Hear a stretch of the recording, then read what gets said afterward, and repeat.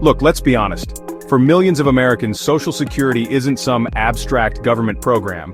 It's the difference between eating actual food and considering the nutritional value of your own shoe. It's the money that keeps the lights on when your working years are over. It's the financial safety net that catches you after a lifetime of paying into the system. It's a promise, a fundamental pact that says if you work hard and contribute, you won't be left high and dry in your golden years. And right now, some very important people in very fancy suits are having some very serious conversations about changing that promise. Which, if you're a person who plans on getting old and, surviving, should be of immediate interest to you. The whole system is based on a simple idea. Today's workers pay for today's retirees. It's a cycle, a big financial conga line where everyone takes a turn at the front.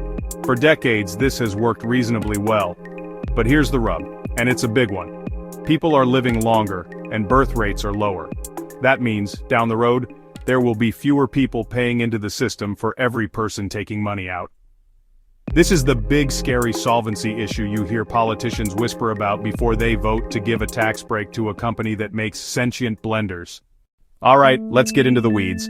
On one side of the ring, we have the Social Security 2100 Act. This is the bill that, on the surface, sounds fantastic. It's championed by Democrats and aims to not only secure the system's finances but also expand benefits. Yes, you heard that right. Expand. It proposes a modest increase for current and new beneficiaries, which, in an era of rising costs, is like finding a $20 bill in your winter coat. It also wants to change how cost of living adjustments, or COLAs, are calculated. Instead of the current formula, it would use something called the CPIE, which is specifically designed to track the spending habits of the elderly, who tend to spend more on things like healthcare. This bill sounds like a dream, right? More money, better adjustments. What's the catch? Well, nothing is free, especially not in Washington. To pay for all this goodness, the Social Security 2100 Act proposes raising the payroll tax. Specifically, it suggests applying the tax to earnings above $400,000. Right now, you only pay Social Security taxes on the first chunk of your income in 2025, that's $179,400. Anything you earn above that is completely untouched. This bill says, hey, super high earners, welcome back to the party. Let's dive deeper into what these fixes could actually mean for your wallet. A major point of contention is the full retirement age. That's the age at which you can claim 100% of your promised benefits. Currently, it's 67 for anyone born in 1960 or later. Now, one of the most popular proposals among fiscal hawks is to raise that age, maybe to 68, maybe 69, or even 70. The logic is simple. If people are living longer, they should work longer. It's a neat and tidy solution on a spreadsheet. But in the real world, it's a direct cut to your lifetime benefits. Forcing someone who works in construction to stay on the job until they are 70 isn't just an inconvenience. It can be a physical impossibility. Forcing someone who works as a nurse to stay on the job until they are 70 isn't just an inconvenience. It can be a physical impossibility. Another lever they love to talk about pulling is changing the benefit formula itself. This can get incredibly complicated, but the gist is this. They could change the way your average lifetime earnings are calculated to result in a lower starting benefit. This is called progressive price indexing.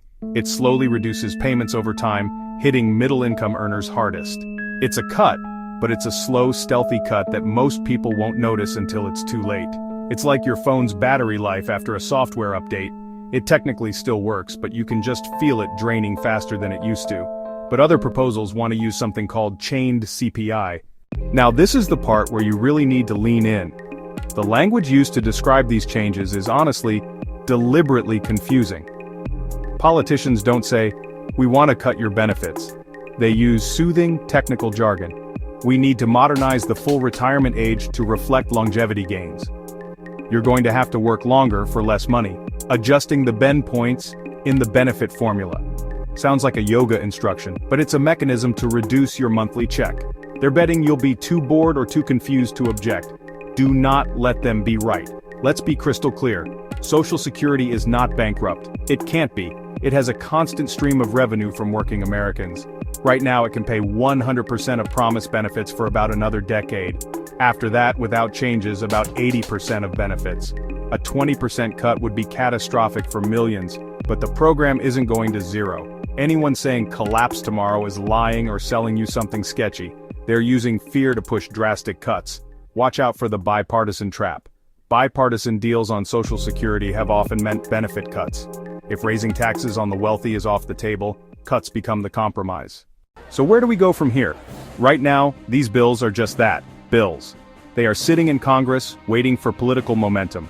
The Social Security 2100 Act has robust support from many Democrats but faces a steep climb.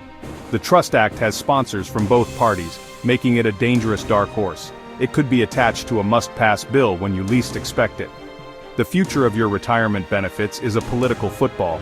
You are not in the stands, you are on the field. The next few years will decide whether Social Security stays a strong, reliable pillar or gets chiseled into a shadow of its former self. Refuse to be bored by this. I know it's complex. I know it's dry. They are counting on your apathy. Call your representatives, call your senators. It takes 5 minutes. You don't need to be an expert. Just tell them, my name is your name, I live in your town, and I am counting on my Social Security. Do not cut my benefits. Do not raise the retirement age. That's it. That's the whole message. When their offices get flooded with those calls, they notice. It reminds them that real people, voters, are watching.